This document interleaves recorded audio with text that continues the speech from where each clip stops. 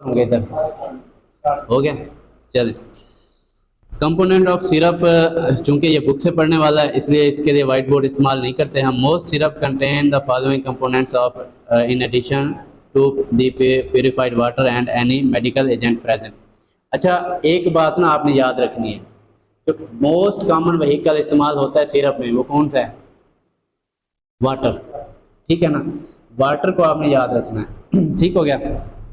तो आज हमने सिर्फ ये पढ़ना है कि भाई सिरप में कौन कौन से कंपोनेंट्स होते हैं। एक सिरप में मेडिसिन तो होती है ना, उसमें उसको मेडिकल एजेंट भी कह सकते हैं, मेडिकल केमिकल एजेंट भी कह सकते हैं, केमिकल सब्सटेंस भी कह सकते हैं। तो इसमें पहले नंबर पे शुगर होगी या शुगर सब्स्टिट्यूट होगा। ठीक है, दूसरे नंबर पर मिल गया, पेज मिल गया, पेज नंबर 41 है, साथ हो जाना आप। चलें, ये जाहिद भाई भी पढ़ देंगे। दूसरे नंबर पे है एंटी माइक्रोबियल प्रिजर्वेटिव्स। ठीक है, तीसरे नंबर पर है फ्लेवरिंग एजेंट और कलरेंट्स। चौथे नंबर पर, पांचवें नंबर पर special solvent, solubilising agents, thickness and stabiliser. ठीक है, इनको हम डिटेल में पढ़ते हैं। इसको बुक में भी देखें, कोई समझने की बात होगी तो वो आप समझ भी लें। क्या हुआ ऐसे, मेरा कौन हो गया? अच्छा तो स्पेशल शुगर और शुगर सब्स्टिट्यूट। सब्स्टिट्यूट मैंने कहा था शुगर क्या अल्टरनेट कह सकते हैं इसको। और ये कुछ चीज़ें ऐसी होती हैं जो हम आगे पढ़ लेते हैं कि जिस बंदे को शुगर होती है ना, तो फिर आप देखते हैं कि शुगर फ्री सिरप होता है। कोई भी आप सिरप लेने जाए ना शुगर फ्री, हाँ जी शुगर वाला पेशेंट है ज़्यादा शुगर फ्री दे दें, तो आपको शुगर फ्री जो मिलता है वो हम आगे जाके पढ़ते हैं कि उसमें क्या डला होता है। Sucrose is the sugar most frequently employed in syrups. कहते हैं स्क्रोज जो है वो एक ऐसी शुगर है जो बहुत ज़्यादा इस्तेमाल होती है शरबत में। तो शुएब बताएगा कि सुक्रोज शुगर कौन सी होती है? चीनी, शाबाश। ठीक हो गया। चीनी जो है वो हम कितने % डालते हैं वो आगे जाके पढ़ते हैं। It may be replaced by other sugar or substance such as sorbitol, glycerine, propylene, glycol, artificial sweetening agent such as. देखें, ये हैं आर्टिफिशियल जो स्वीटनिंग एजेंट्स हैं ना, ये वाले होते हैं शुगर फ्री सिरप्स में। ठीक है, कौन से हैं जी? मिथाइल सेलुलोज है, हाइड्रोक्सीथाइल सेलुलोज है। अच्छा जी, दीज इससे पहले जो वो कहते हैं जी, अगर आप चीनी नहीं डाल रहे तो आप क्या डालेंगे सिरप में? सार्बिटोल, ग्लाइसरीन, प्रोपाइलिन या ग्लाइकोल डालेंगे। ठीक हो गया।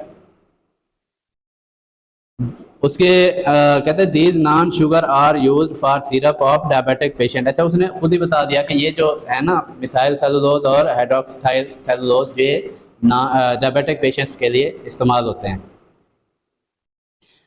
Dilute solution of sucrose support mold, yeast and other microbial growth, whereas the growth of such microorganism is usually retarded when the concentration of sucrose is 65% W by W or more, but a saturated solution may lead to crystallization of sucrose।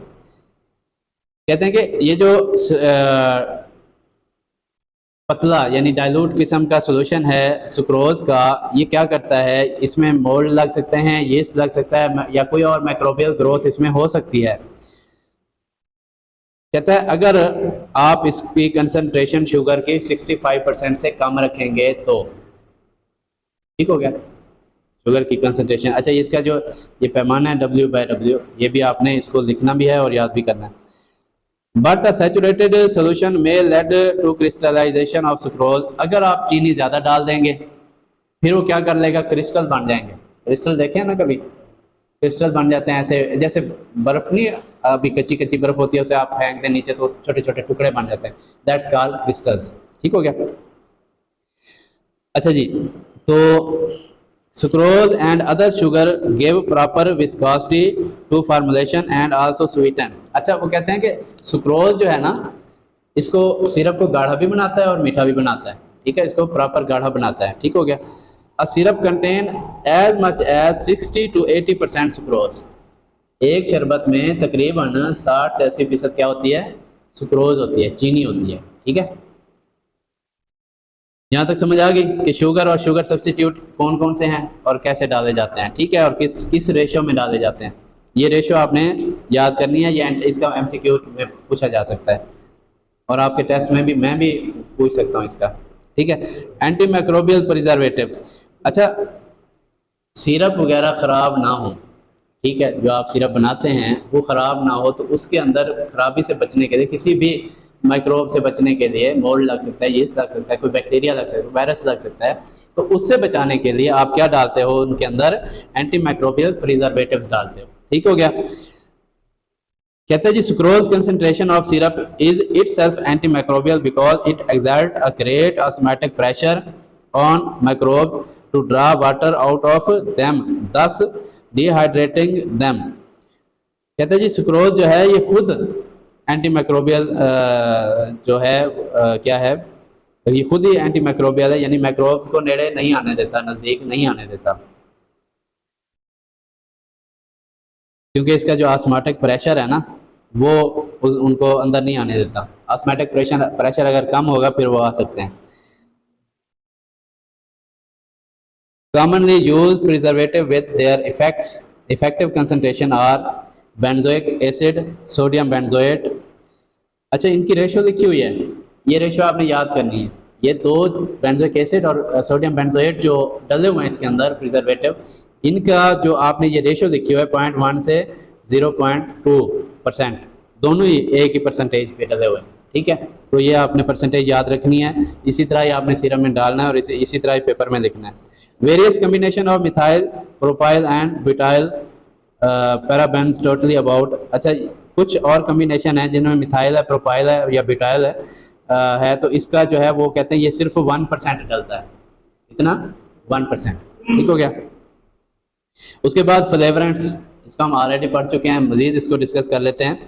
Most syrup are flavoured with synthetic flavourants are naturally occurring material to render the syrup pleasant tasting such as volatile oil vanillin. अच्छा इसमें वो कहता है कि ज़्यादातर syrup जो है वो फ्लेवर होता है उनमें, वो क्यों होता है आपको बताया गया था, पहले मैंने बताया कि बच्चे जो है वो किसी फ्लेवर वाला सिरप तो पीने के लिए इजी हो जाते हैं कि हम खुद भी कहते हैं देखें जी ये ऑरेंज का फ्लेवर है या ये बनाना का है या ये, तो वो बच्चे इजीली पी सकते हैं। अगर उनमें फ्लेवर ना हो तो बच्चे मुँह नहीं लगाते सिरप को, ठीक हो गया। तो उसमें क्या कौन कौन से जो यूज़ हो रहे हैं वो है वोलेटाइल ऑयल और वेनिलीन, ठीक हो गया। Colourants, to enhance the appeal of the syrup a coloring agent is generally used which correlates with the flavorant implied, that is green with mint, brown with chocolate। अच्छा वो कहते हैं कि syrup की जो है ना बढ़ाने के लिए, उसका टेस्ट बढ़ाने के लिए, उसको मज़ीद अच्छा करने के लिए हम क्या करते हैं, हम सिरप में कलरिंग एजेंट डालते हैं।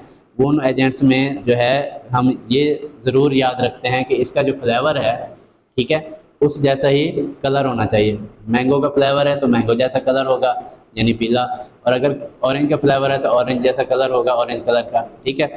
तो अगर हमने वो कहते हैं कि अगर हम मिंट का कोई सिरप बना रहे हैं तो उसका कलर हम ग्रीन रखेंगे, ठीक हो गया।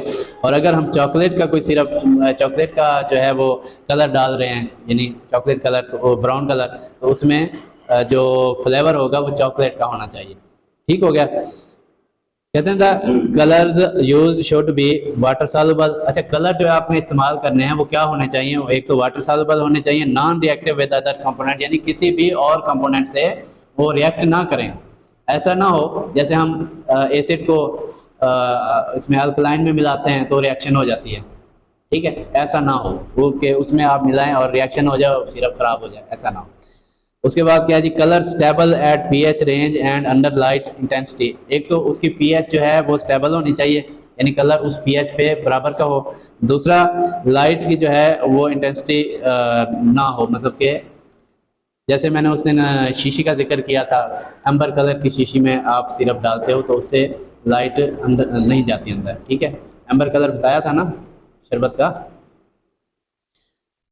जी। अच्छा जी, इसके अंदर एक टॉपिक है मिसलेनियस, यानी दीगर। इसमें क्या होना चाहिए, सिरप तो हम बना रहे हैं, कंपोनेंट्स तो हम सारे डाल चुके हैं, दीगर इसमें कौन से अज्जा होने चाहिए। कहते जी special solvents, solubilising agent, thickness and stabiliser are used according to formulation need. जो फार्मूला आप बना चुके हैं, जो सिरप आप बना चुके हैं, उसके अंदर क्या है, उसके अंदर कहता है जी सॉल्वेंट्स, स्टेबलाइजिंग एजेंट, थिकनर्स हमने पढ़े थे ऑलरेडी, थिकनर भी पढ़े हैं। उसके बाद तीसरा जो है वो है stabiliser are used according to formulation, यानी ये सारी चीज़ें अकॉर्डिंग टू फार्मूलेशन हम इस्तेमाल करेंगे कि हमने हमारी जो फार्मूलेशन है उसमें कितना डालना है। ठीक हो गया। अब एक छोटा सा टॉपिक है तो प्रैक्टिकल का, लेकिन आपको यहाँ पे समझा देता हूँ। Methods of preparation of syrup, कि कौन कौन से मेथड से आप शरबत बना सकते हैं। ठीक है ना। Solution with the aid of heat, एक तो आप हीट इस्तेमाल कर सकते हैं, ये हमने ऑलरेडी फार्माकोग्नोसी में पढ़ा भी है। क्या होता है कि हमने ऐसे बीकर रखा होता है, नीचे हमने लैंप रखा होता है, लैंप उसको हीट दे रहा होता है, उससे सोल्यूशन बन जाता है। जो आपने वाटर और सुक्रोज डाला होता है वो आपस में मिक्स हो जाते हैं। ठीक हो गया। दूसरा है solution by agitation without aid of heat. दूसरा ये हमारा कॉमन हम यूज़ करते हैं। हमने चीनी को घोलना हो तो हम कैसे करते हैं, like this is called agitation. ठीक है, ये क्या कहलाता है, एजिटेशन। ठीक हो गया। जैसे हम जग में पानी और चीनी डाल के ऐसे ऐसे करते हैं। फार्मास्यूटिक्स इंडस्ट्रीज़ में तो मशीनें करती हैं, लेकिन ये जो अगर हम घर में या जो देसी हकीम होते हैं जो अपना नीम के दरख्त के नीचे बैठे बना रहे होते हैं, तो वो इस तरह बनाते हैं। ठीक है। अच्छा जी, addition of sucrose to a medicated liquid, मिल गया। Addition of sucrose to a medicated liquid, हम सुक्रोज को मेडिकेटेड लिक्विड में डाल देते हैं। मेडिकेटेड लिक्विड ऑलरेडी हमने बनाया होता है, सिर्फ उसमें चीनी डाल के उसको मीठा करके बना लेते हैं। और आखिरी जो है वो है परकुलेशन। परकुलेशन मेथड पढ़ा था, याद है, याद नहीं है, चलें आप उसको देख लेना। ठीक है, आपको याद है, आपको भी याद है, नहीं याद, चलें आप उसको देख लेना। ठीक है। अच्छा, storage, syrup should be stored in a well close container and at a temperature not exceeding more than 30 centigrade. अच्छा, सिरप को जो है वो कहते हैं स्टोर करें वेल क्लोज कंटेनर में। तो कंटेनर बॉटल को कहते हैं, ये बाहर जो कंटेनर चल रहे हैं इनको नहीं, हमने वो जो बॉटल हमारे पास लाइक दिस, ये बोतल है, इस बोतल में हमने सिरप डालना है इतना, ये थोड़ा सी जगह छोड़नी है ताकि हम इसको हिला सकें। ठीक हो गया। और इसको ज़्यादा कम भी नहीं भरना, क्योंकि कम भरेंगे तो उसमें हवा या कोई और चीज़ जा सकती है, तो उससे आपका जो सिरप है वो ख़राब हो सकता है। ठीक है। अच्छा, उसके बाद आपने क्या करना है, इसको रूम टेम्परेचर नॉर्मली होता है 25 से 30 सेंटीग्रेड, लेकिन आजकल हमारा जो रूम टेम्परेचर है वो है 40+, नहीं तो 35 से 40 ज़रूर होता है, स्पेशली आफ्टर नून के बाद। ठीक है ना। तो रूम टेम्परेचर पे रखें या 30 डिग्री सेंटीग्रेड से नीचे रखें। इसलिए आपको अक्सर आपने सुना होगा डॉक्टर कहते हैं कि फ्रिज में रख लिया करें सिरप वगैरह। ठीक हो गया जी। ये आज आपका चैप्टर कंप्लीट हो गया सिरप का। इसके बाद हमने एलिक्सर पढ़ना है।